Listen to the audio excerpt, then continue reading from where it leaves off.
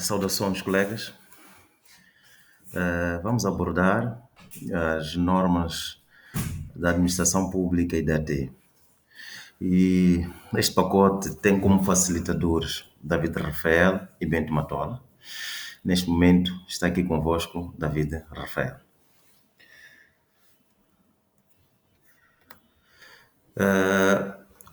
Temos como um dos objetivos desta apresentação introduzir os colegas, aproximar os colegas daquilo que é o funcionalismo da administração pública, de uma forma resumida, por forma a ajudá-los naquilo que é o seu trabalho.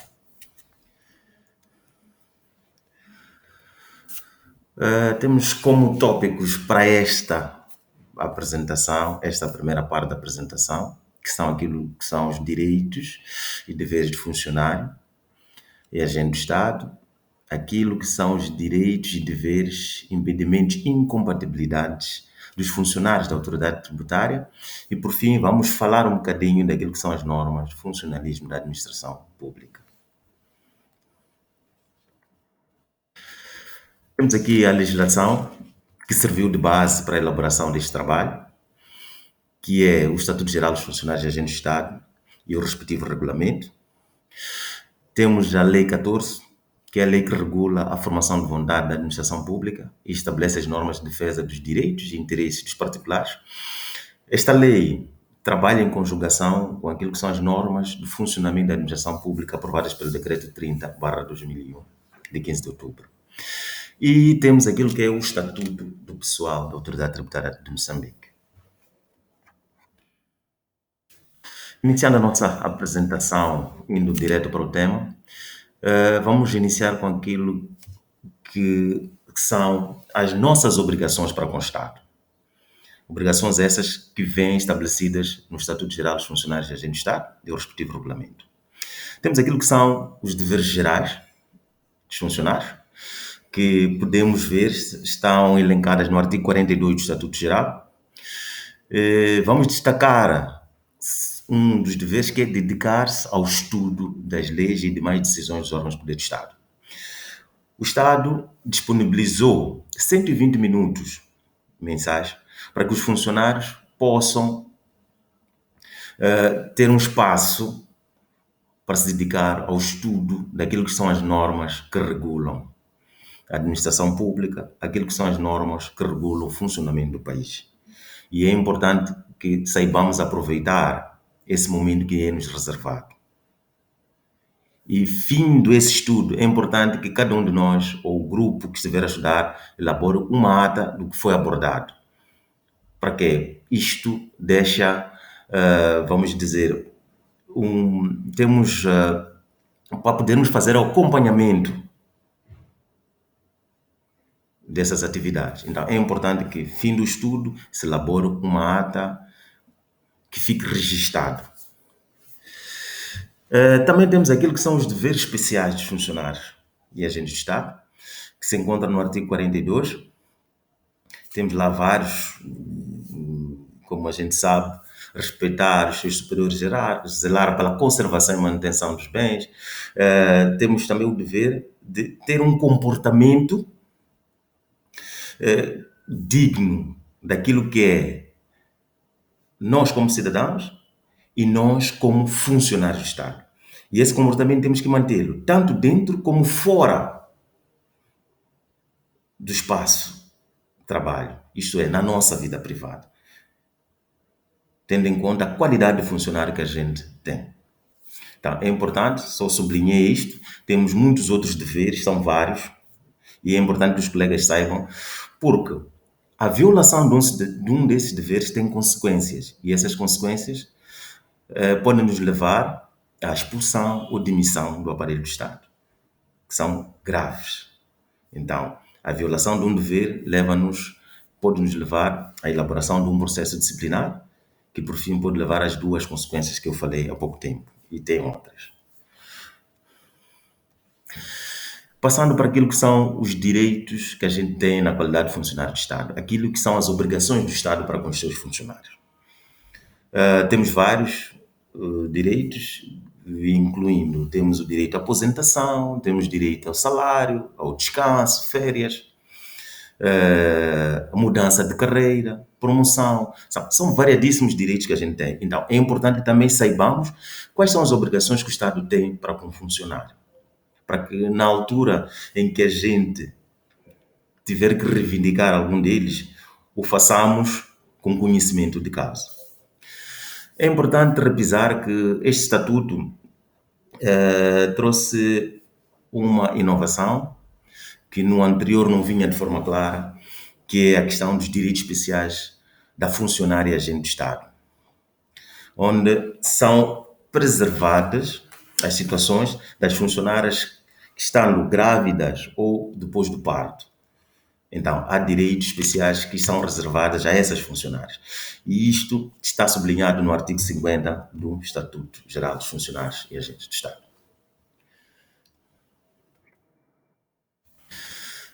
Vamos passar de uma forma rápida para aquilo que é o Estatuto Pessoal da Autoridade Tributária de Moçambique. O Estatuto Pessoal tem vários deveres. Na verdade, esses deveres não fogem muito daquilo que são os deveres que a gente encontra no Estatuto Geral dos Funcionários e Agentes do Estado. É importante destacar o dever de integridade. É importante que saibamos e que se sublinhe a integridade.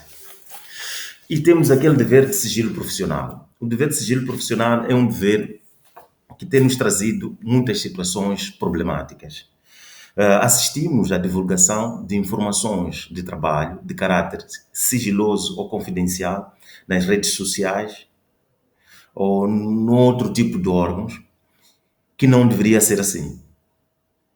E saibamos que, estando vinculado a esse dever de sigilo profissional, temos que ter cuidado no tratamento da informação que a gente tem de serviço.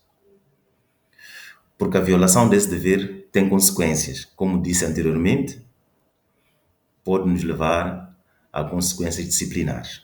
Então, é preciso termos cuidado no tratamento da informação de serviço que a gente tem acesso. Muito importante.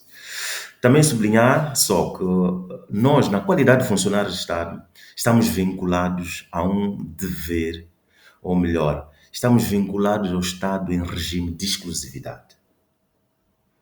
Então, a partir do momento que estamos vinculados ao Estado em regime de exclusividade, há atividades que nós não podemos desempenhar. Então, é importante que a gente consulte o próprio Estatuto Geral e consulte o nosso Estatuto Pessoal para ver que tipo de situações nós podemos, ou atividades podemos desempenhar fora do serviço. E mesmo essas que estão lá elencadas devem ser feitas mediante autorização do dirigente máximo da instituição, nesse caso, o presidente da Autoridade Tributária de Moçambique. Então, é uma chamada de atenção para que não caiamos no erro de desempenharmos atividades lá fora e a seguir sermos sancionados disciplinarmente por isso. Então, é uma chamada de atenção que temos que ter cuidado com isso. Continuando no Estatuto Pessoal da Autoridade Tributária, vamos falar um pouco daquilo que são os impedimentos e incompatibilidades que nós, na qualidade de funcionários da Autoridade Tributária, estamos sujeitos. Temos a situação de arrematar mercadorias e bens levadas a leilão. Como sabem, nós já apreendemos bens nessa nossa atividade. Temos vários armazéns onde estão esses bens. Decorrido determinados prazos, determinados procedimentos, se o sujeito passivo não vem pagar as devidas multas relativamente a esses bens são levados à asta pública.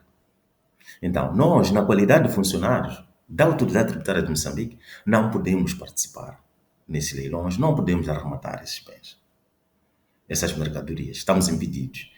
Mesmo os nossos familiares diretos, temos que terem atenção a isso, porque poderíamos usar a nossa esposa, o nosso filho para fazê-lo, mas temos que terem atenção, que amanhã podemos ter problemas por causa desse pequeno caminho que podemos usar. Então, mais uma chamada de atenção. E temos a situação de aceitar brindes ou ofertas de pessoas singulares ou coletivas.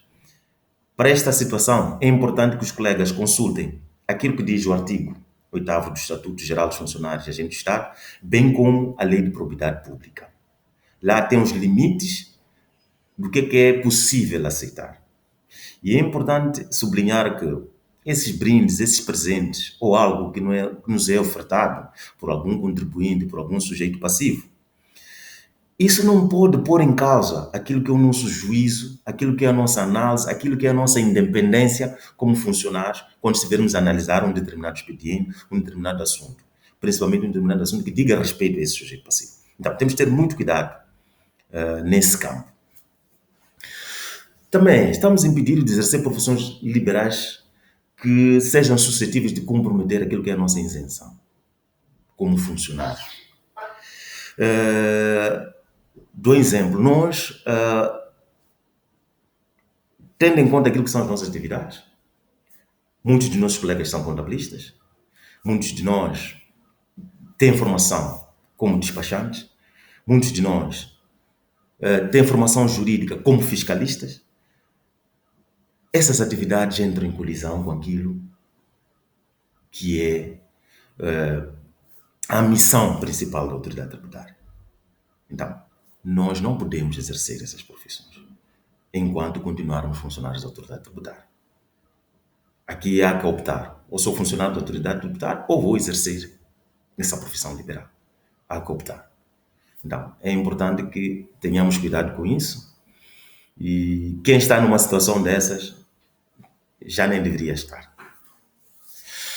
Fora esses impedimentos, existem outros que constam do Estatuto Pessoal da Autoridade Tributária. Elencamos ali e deixamos o artigo 14 para o efeito. Então, os colegas podem fazer a devida consulta. E passamos para aquilo que são incompatibilidades. Também temos algumas incompatibilidades pelo fato de sermos funcionários da Autoridade Tributária de Moçambique. Aqui nós destacamos estas duas que constam aqui desse slide. Existem outras. É importante que os colegas visitem o artigo 15 do Estatuto Pessoal da Autoridade Tributária. Para começar, temos aqui tomar parte em sociedades ou negócios de qualquer natureza na qualidade de sócio-gerente. Nós estamos impedidos de ser sócios ou de participar em determinados negócios. O importante é que não tenhamos posições de gestão. Como sabem, estamos vinculados ao Estado em regime de exclusividade. Então, dificilmente iríamos conseguir conciliar isso.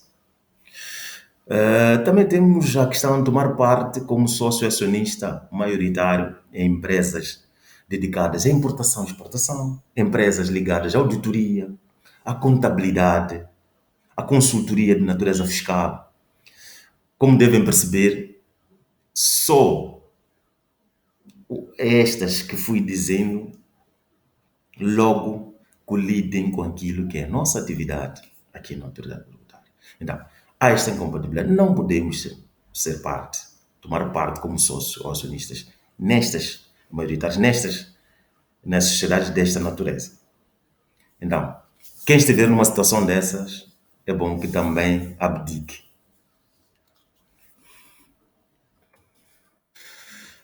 Continuando no Estatuto, vamos falar daquilo que são direitos que a gente tem na qualidade de funcionário da autoridade tributária. Na verdade, esses direitos não fogem dos direitos que constam do Estatuto Geral dos Funcionários e Agentes do Estado. Constam do nosso Estatuto para sublinhar e rematar. Como sabem, temos uma remuneração especial, que também poderá ser abordada. Temos uma remuneração diferenciada, é um direito que a gente tem. Vou sublinhar o direito ao patrocínio judiciário. Nós, na qualidade de funcionários da autoridade tributária, temos direito ao patrocínio judiciário, não é? Em todos os processos, crime, em que sejamos arguidos ou ofendidos naquilo que é a nossa honra, dignidade, mas tudo isso em virtude de fatos relacionados com o nosso trabalho, com o nosso serviço aqui dentro da autoridade tributária. Vamos dar um exemplo. Imagine que um colega está a realizar uma auditoria a uma empresa e, no âmbito dessa auditoria, é ofendido ou é agredido fisicamente pelo auditado, devido a um fato relacionado com essa auditoria que o colega está a realizar. Numa circunstância dessas, a autoridade tributária tem a obrigação de acompanhar, de assistir esse colega no eventual processo crime. Cabe à autoridade tributária contratar o respectivo advogado que lhe fará o acompanhamento. E é preciso diferenciar, há situações em que o colega está a trabalhar, no entanto, em resultado dessas atividades, ele comete um ilícito que provia de um processo de inquérito interno que é desenvolvido, descobre-se que houve uma situação dessas, e é a própria autoridade a submeter esse processo à Procuradoria, com vista à abertura do respectivo processo crime. Numa circunstância dessa, o Estado não patrocina. Ele já não terá esse acompanhamento. Já não terá esse acompanhamento. Porque é o próprio Estado que intentou uma ação contra esse funcionário. Apesar de ser relativo a uma atividade que ele estava a desenvolver para o próprio Estado. Então, aí já não há esse acompanhamento. Saltando para o último tópico, que é normas de funcionamento do Serviço de Administração Pública. Aqui vamos falar daquilo que são os princípios que devem guiar a nossa atuação. Nós como funcionários, nós como agentes, nós como servidores públicos. Como sabem, estamos aqui para servir o cidadão. E um dos princípios-chave em tudo isto que a gente fala e vai falar é o princípio da legalidade. Nada do que a gente faz a nível da administração pública, tudo o que a gente diz a nível da administração pública deve respeitar a lei, deve estar dentro dos parâmetros legais. Não podemos fazer nada fora disso. Também sublinhar, nós estamos aqui para prosseguir o interesse público e não os nossos interesses particulares. Também é um princípio-chave que é importante que os colegas entendam. Temos vários princípios que estão aqui elencados, no entanto, nós vamos destacar alguns e não todos. Temos o princípio da colaboração da administração pública com os administrados. É importante que haja uma interação entre o Estado e aqueles a quem o Estado está para servir. Então, é necessário que haja essa colaboração, haja essa proximidade entre o Estado e o seu cidadão. O Estado tem a obrigação de prestar todo tipo de informação que o cidadão precisa, esclarecer tudo o que o cidadão solicita. Aliado a esse princípio da colaboração da administração com os seus administrados, temos também o princípio da desburocratização. Este princípio obriga-nos a que o Estado crie estruturas, crie serviços próximo do cidadão. Não é o cidadão que tem que se deslocar longas distâncias para poder satisfazer um interesse. O Estado é que tem que estar próximo do cidadão. Aliando esses dois princípios, diria que se um cidadão chega a um posto da autoridade tributária, vamos supor que esteja em Pafura, ele tem uma preocupação. E essa preocupação é dirigida ao presidente da autoridade tributária. Nós que estamos em Pafura, vamos receber essa preocupação.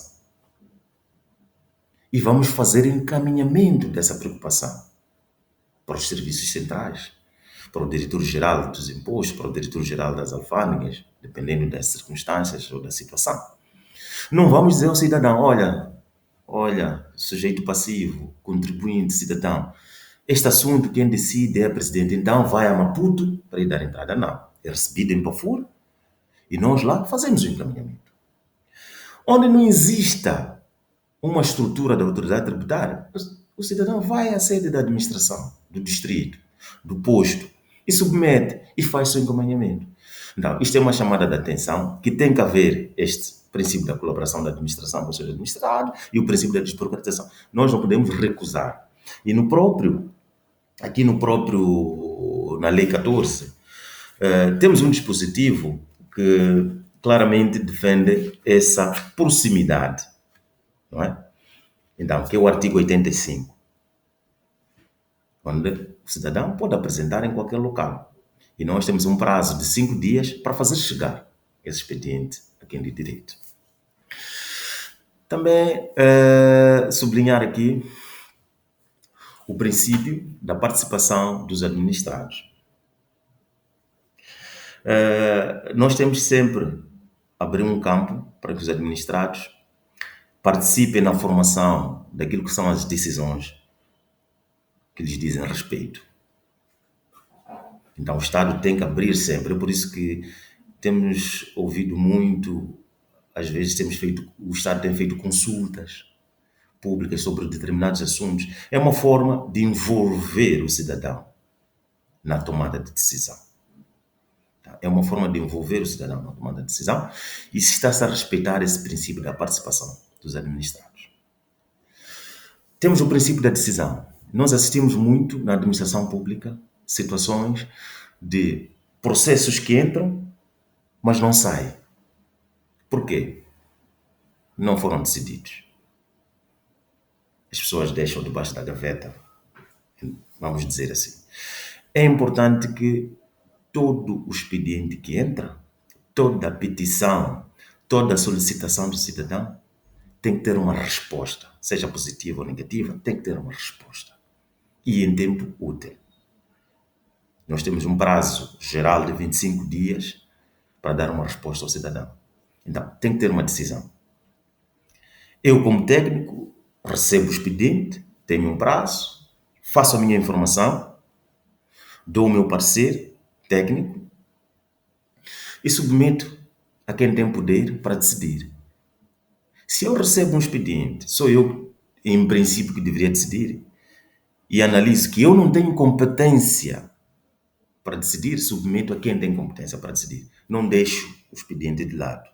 Submeto a quem tem competência para decidir. E a seguir comunica-se o cidadão dessa decisão. Então, porque temos que fazer chegar. E este processo é importante, aliado ao princípio da colaboração com os administrados. Por quê? Nós sempre temos que prestar informação do estágio do processo ao cidadão. É por isso que há uma interligação entre esses princípios. Prestamos essa informação, qual é o nível, como é que está o seu expediente, até a sua tomada de decisão. Temos um outro princípio, que também vou sublinhar, que é o princípio da fundamentação dos atos administrativos. Este é um princípio que é um grande calcanhar de Aquiles.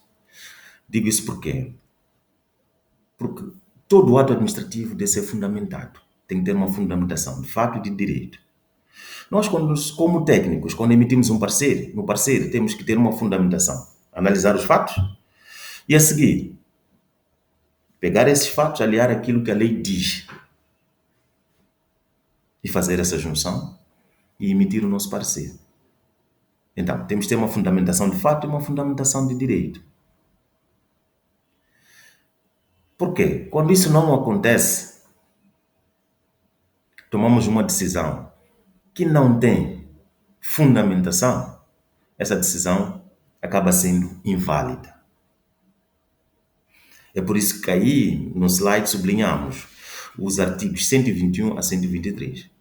E a invalidade de um ato administrativo, o que implica? É a nulidade desse ato. Vamos imaginar um processo disciplinar. Foi desencadeado, foi desenvolvido, mas devido à fraca fundamentação da decisão que foi tomada relativamente à sanção, esse processo disciplinar acaba sendo anulado no Tribunal Administrativo. O que acontece com esse funcionário? Vamos imaginar que seja um funcionário que havia sido expulso porque desviou fundos do Estado. O Estado perde duplamente, devido a um problema de fundamentação. Perde o funcionário, desviou fundos, O funcionário, como o Estado perdeu o funcionário, regressa ao serviço. Vamos imaginar que tivesse sido expulso ou demitido, regressa ao serviço. São repostos todos os direitos que ele, não é? Não se beneficiou durante o período que estava fora. E fora isso, o Estado ainda o indemniza.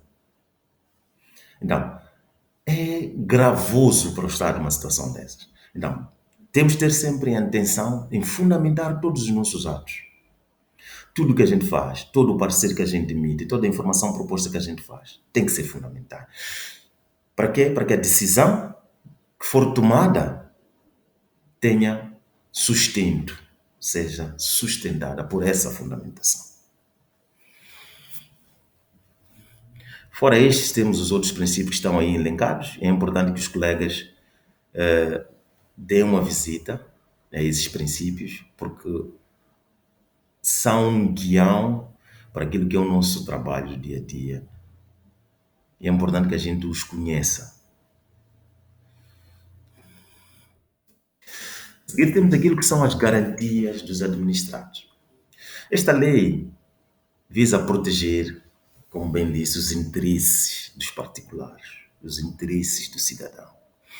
Então, traz aquilo que são as garantias que os administrados têm, que o cidadão tem, que é a submeter um requerimento. O requerimento é um pedido que ele faz, tem uma preocupação, faz um requerimento, onde vai elencar aquilo que são as suas preocupações, para que o Estado possa respondê-lo, satisfazê-lo, dependendo das circunstâncias. Submete esse requerimento. No entanto, poderá não ficar satisfeito com a resposta que irá obter por parte do Estado. Então, não satisfeito com a resposta, ele poderá reclamar. A reclamação é dirigida àquela pessoa que tomou aquela decisão. A pessoa que tomou a primeira decisão é que deve tratar da reclamação. Então, faz a reclamação, submete-se a essa pessoa para que ela possa reanalisar a situação. E é importante que o cidadão, porque nós fora funcionários do Estado também somos cidadãos, temos preocupações, mas também como funcionários temos preocupações. Então, é importante que essa reclamação seja devidamente fundamentada também. Se não fica satisfeito com isso, tem a possibilidade de recorrer para o superior hierárquico da pessoa que tomou a decisão, do órgão que tomou a decisão, da entidade que tomou a decisão. Então, tem a possibilidade de recorrer hierarquicamente para o superior hierárquico desse. E também tem a particularidade de poder recorrer tutelarmente. Eu dou sempre este exemplo. Temos o caso da autoridade tributária. A autoridade tributária é um órgão que é tutelado pelo ministro que superintende a área das finanças. Neste caso, o ministro da Economia e Finanças, neste mandato em questão. Uma decisão tomada pela presidente da autoridade tributária ou presidente da autoridade tributária é passível de recurso para o órgão que o tutela. Neste caso, o ministro da Economia e Finanças. Aí estamos a falar de um recurso tutelar. E também tem a possibilidade de fazer um recurso de revisão. Normalmente o recurso de revisão é feito naquelas circunstâncias em que o cidadão vê que há fatos novos, supervenientes, que surgiram, que, se analisados, são determinantes para poder haver uma alteração da decisão inicial que foi tomada. Mas esses fatos têm que ser fatos que não foram usados ou não serviram de base para a tomada da primeira decisão. Tem que ser fatos novos, supervenientes. Então, é preciso ter cuidado quando submetemos um recurso de revisão e não usar os mesmos fatos que serviram de base para a tomada da primeira decisão. Não, tem que ser aqueles fatos que, na tomada da primeira decisão, não foram tidos em conta. Não, é importante. E fora estas garantias que o cidadão temos outras que são as queixas, denúncias, pode fazer também queixas e submeter as suas petições ao provedor de justiça. Temos também, a nível da Assembleia da República, uma comissão de petições, também é uma garantia que o cidadão tem. E, por fim, temos aquele que é o recurso contencioso. O recurso contencioso, nós não concordamos com aquilo que são as decisões que a administração pública tomou, recorremos ao Tribunal Administrativo. E ele vai dirimir esse conflito entre o Estado e o cidadão. Então, estas são as garantias que os administrados têm para com o Estado. Enfim, temos aquilo que são as garantias da administração pública. Vou sublinhar algumas, só para elucidar os colegas. O Estado tem a garantia do privilégio de execução prévia. O que é isso? É o poder ou a capacidade que o Estado tem de executar atos administrativos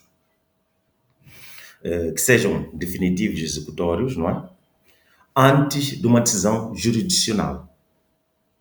Vamos dar um exemplo. Há uma decisão que foi tomada pelo presidente da autoridade tributária. No entanto, o cidadão não concorda, recorre ao tribunal administrativo. No entanto, esse recurso que o cidadão submeteu não impede a administração de executar esse ato. E essa prerrogativa é dada ao Estado por esta garantia que a administração tem, do privilégio da execução prévia. Então, é por essa via que o Estado pode executar enquanto está a correr o recurso. Temos a outra situação, que é a obrigatoriedade da apresentação imediata do funcionário agente da administração pública ao respectivo superior para efeito de entrega de serviço a seu cargo. Por motivo de cessação de trabalho, temos várias situações, aposentação, etc, etc. Nós assistimos a situações, um colega recebeu a carta de desligamento, nesse dia foi-se. Não, mas há essa obrigatoriedade de eu estou a sair, preparo o trabalho que eu estava a desenvolver e faço a devida entrega ao meu superior para que se dê continuidade ao trabalho. Não porque já fui transferido, já saiu a minha carta de desligamento, já cessei, nesse caso, a relação com o Estado, vou-me embora, não. Tenho essa obrigação de fazer a entrega dos serviços que eu estava a desenvolver. Há uma outra situação que também é uma garantia que a administração pública tem, que é o direito de regresso em caso de indenização. Temos situações, há um princípio que consta lá atrás, que é o princípio da responsabilização. Vamos supor que um funcionário, no desempenho da sua função ou das suas atividades, cria problemas com o contribuinte. E por via disso, descobre-se que, afinal de contas, aquela situação que foi criada pelo funcionário não era correta. Nessas circunstâncias, o Estado no qual esse funcionário está a desempenhar a sua função tem responsabilidades perante esse cidadão ou esse sujeito passivo. Então, o Estado, nessa qualidade, indemniza o sujeito passivo por essa situação. No entanto, como o Estado tem essa garantia do direito de regresso, a seguir o Estado vem agir sobre o seu funcionário. Então, o seu funcionário vai ter que ressarcir o Estado por tudo aquilo que o Estado sofreu devido a essa situação da responsabilização. Então, o Estado tem essa garantia do direito de regresso sobre os seus funcionários. Então, colegas, era isto que me reservava falar.